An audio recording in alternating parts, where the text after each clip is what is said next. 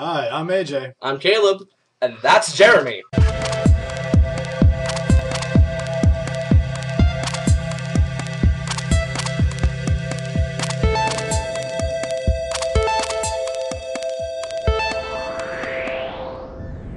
Seriously though, Jeremy's had a real rough day, so Caleb's filling in today. Peace. First story of the day, well, kind of a little bit of a throwback to the vice presidential gaffe yesterday. Biden's done it again, and Ryan has grabbed a hold of it and just ran with it. So the vice president was in Virginia, remember, it's Virginia, and said that we can win North Carolina again. North Carolina is not Virginia. No, it's Vice not. President Biden. No, it's not.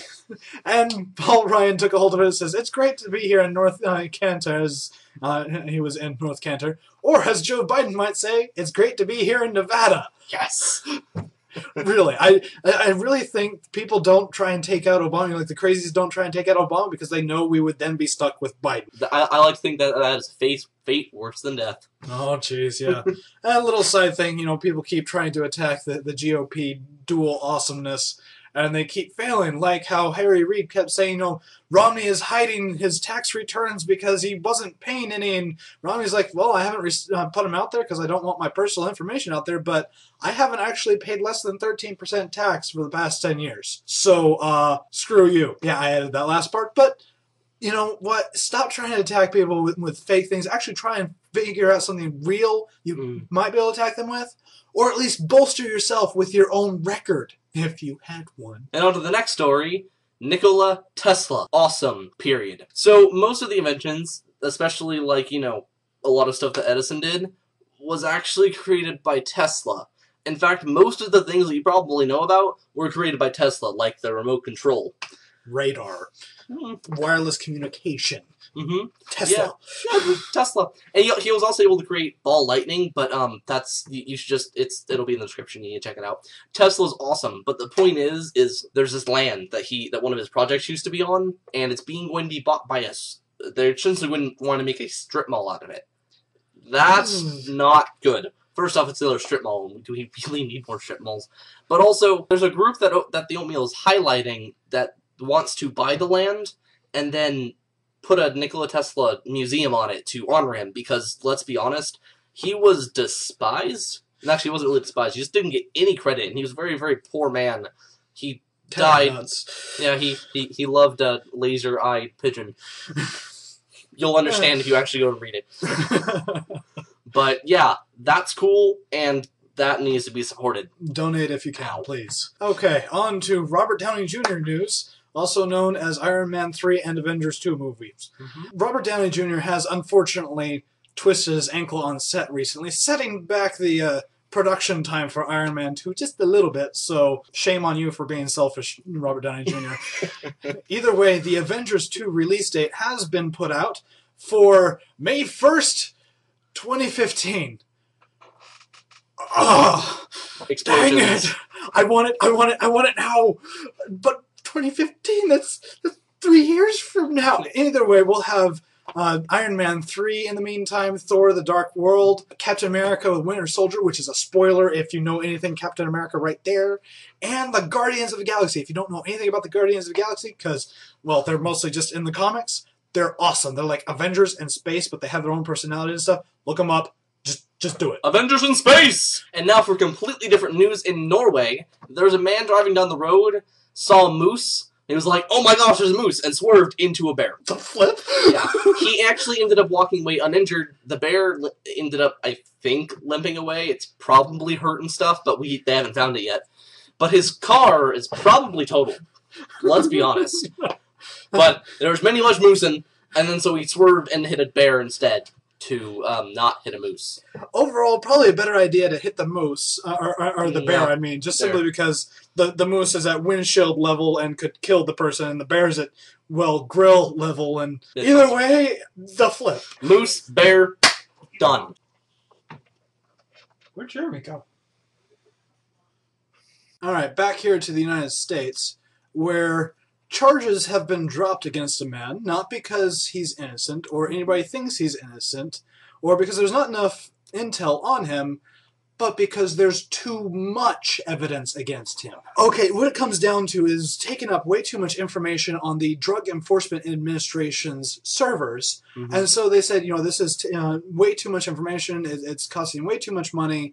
It's over 2 terabytes of space. Holy crap.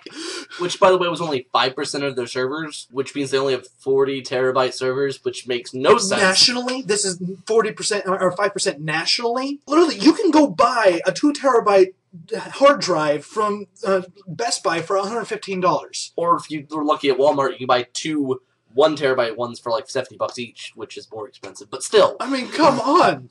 You can do this. Either way, he is still in another country. If he ever comes back, there are other charges they're going to drop on him.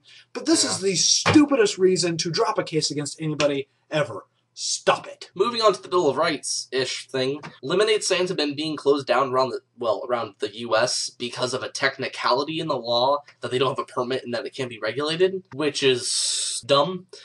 But also, like, milk providers that, make milk people and then pasteurize it and sell it, they've been selling raw milk to neighbors and all that because with refrigeration and all that, there's really nothing wrong with it as long as it stays refrigerated and stuff.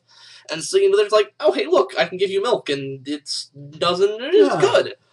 And they've been being shut down by the FDA. Yeah, FDA. By the FDA because they don't have a permit. And it's not pasteurized. So that actually makes more sense than lemonade stands, but a little bit. But still. So apparently evidently every year, they've been setting up these stands in front of the U.S. Capitol selling raw milk and lemonade because that's stupid. Yeah, one of the things one of the things that kids can learn growing up about business is running a lemonade stand. It helps them build up in their brains the value of money and the value of hard work. And why are you taking this away? It's dumb. Following the letter of the law is not what you do. You follow the spirit of the law because that is what it was meant to be. It wasn't meant to be, oh, there's some technicality that you can get off on. That's just dumb. And for our last story of the day, on to the Ukraine, where they are deciding to, well, at least trying to ban a few cartoons. Now, there's some cartoons I can agree with them banning, like SpongeBob, Teletubbies, not really a cartoon, but whatever. South Park. Especially. Okay. The thing is, it's their reasons for banning these that really get me. Like, for South Park, their whole reason of wanting to ban it is because it promotes reincarnation propaganda. Yeah, because that's the worst thing in the entire series. Really? They want to ban Shrek because it contains sadism. Where? I want to go watch it again just to try and look for it. Maybe like the chain around the dragon's neck? I don't know. I mean, you could have used that for South Park, but you choose to use it for Shrek? And for SpongeBob because, just quote, gay. Yeah, that would actually make sense. A little. In the later season, yes, it did kind of go that way. Now, some of it, there are better reasons out there. Like the University of Virginia put out research that shows that watching just 9 minutes of SpongeBob can adversely affect the attention span and the learning abilities of 4-year-olds. Which makes sense. That is something that really needs to be covered. That is, needs to be examined and have parents say, hey, look, kids probably shouldn't be watching this mind-numbing crap. I mean, it's all done there so that the little kids don't have to pay attention very long. That they keep being entertained. Yeah. But when you watch a kid's show, everything you do should be for learning. Now, I'm not saying that it's got to be like, Dora or Einstein's. Well, Einstein's good. But it doesn't have to be like, oh, it's just educational.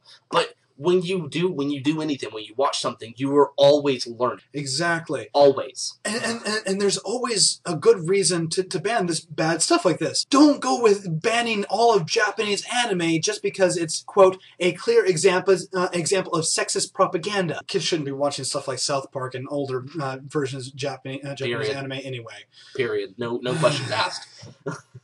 Either way, thanks again for watching Extraordinary Times. I'm AJ. I'm Caleb. If you liked it, like it here. Favorite, over there. Subscribe up there. If you watch it on YouTube, please watch on YouTube. Favorite, share everything all around Twitter. The whole internet. Just spread it across the whole internet. And once again, always be aware.